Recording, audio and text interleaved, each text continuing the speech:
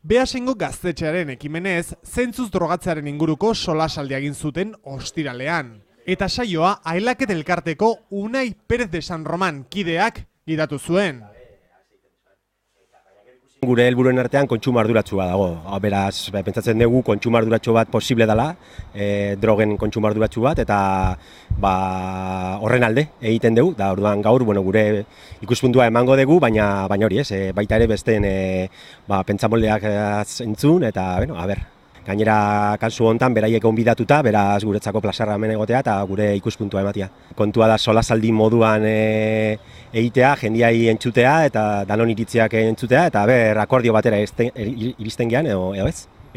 Drogen kontsumo arduratsu bat dagoela, nik uste dut pixka bat izan da ikusten degula, ez? Gure inguruan behar bada droga hitza oso potoloa entzuten da, baina alkoholaren inguruan hitz egiten baldin badegu, ziurrenik jakingo dugu pentsatzen dugu inorretan, kontsumo arduratsua egiten duena, baita ere ezagutu ditu beste batzuk kontsumo arduratsua egiten ez dutenak, ez? Orduan, beste sustantziarekin zer gertatzen den, posible dan edo ez, behar bada galdera polita da, eta gero ze faktore daude hor barruan, ez? Nola egin daiteken kontsumo arduratsu hori, eta ze gauzak eukin behar dira kontutan, ez? Hori bideratzeko edo hori egiteko azkenean. Lehenengo behar bada hitz egin beharko genukena da, pertsona bakoitza dan modukoa dela, ez? Orduan, niretzako arduratsua den kontu bat behar bada zuretzako ez dela, metabolismo desberdinak ditugula, pentsamolde desberdinak, eta guzti horiek faktore oso garrantzitsua direla, ez? Kontsumo arduratsu bat egiteko.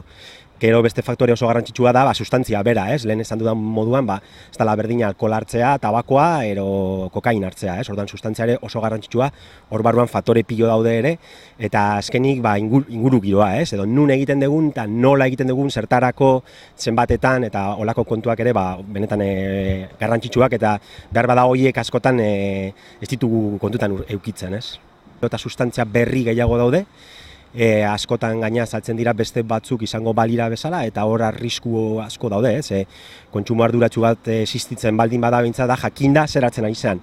Ez baldin badakizu zer hartzen ari zen, orduan hori ezinezkoa da, ez? Nik uste dut hori izango dela hurrengo urtetako reto bat, ez? Sustantzia berri hauekin zer egin, nola moldatu.